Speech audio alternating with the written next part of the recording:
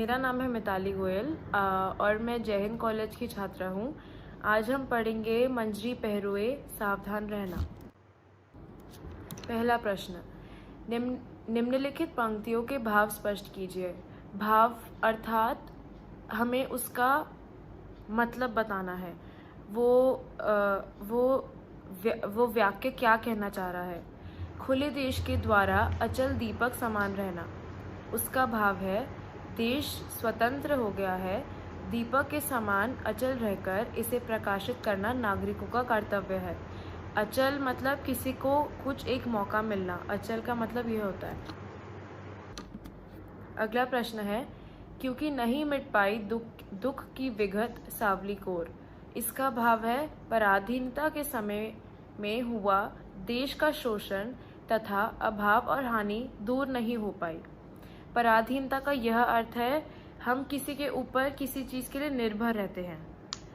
अगला प्रश्न, ले युग की पतवार बने अम्बुधि महान रहना। इसका भाव है समुद्र के समान महान बनकर नए युग में स्वतंत्र देश का मार्गदर्शन करना और उसे आगे बढ़ाना। पतवार का अम्बुधि का मतलब है एक समुद्र, तो भाव इसका यही हुआ कि समुद्र के समान महान बनकर नए युग में स्वतंत्र देश का मार्गदर्शन करना और उसे आगे बढ़ाना। इसमें यह कहा जा रहा है कि इस समय पर हमें देश को आगे बढ़ाना चाहिए। अगला प्रश्न, कवि पहरुओं को सावधान रहने के लिए क्यों कह रहा है। इसका उत्तर है कवि देश की सुरक्षा करने के लिए पहरुओं यानी पहरेदारों को सावधान रहने के लिए कह रहा है। अर्थात कवि पहरेदारों को यह कह रहा है कि तुम देश की सुरक्षा करो।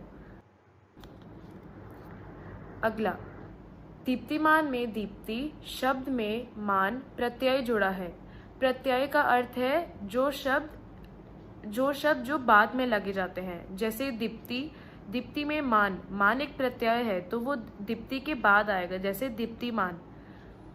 ऐसे ही प्रश्न है मानमती वानवती के जुड़ने से संज्ञा शब्द विशेषण बन जाती है। नीचे लिखे शब्दों में मान वान जोड़कर नए शब्द बनाएं। अब हमें शब्द दिए गए हैं, वह है बुद्धि।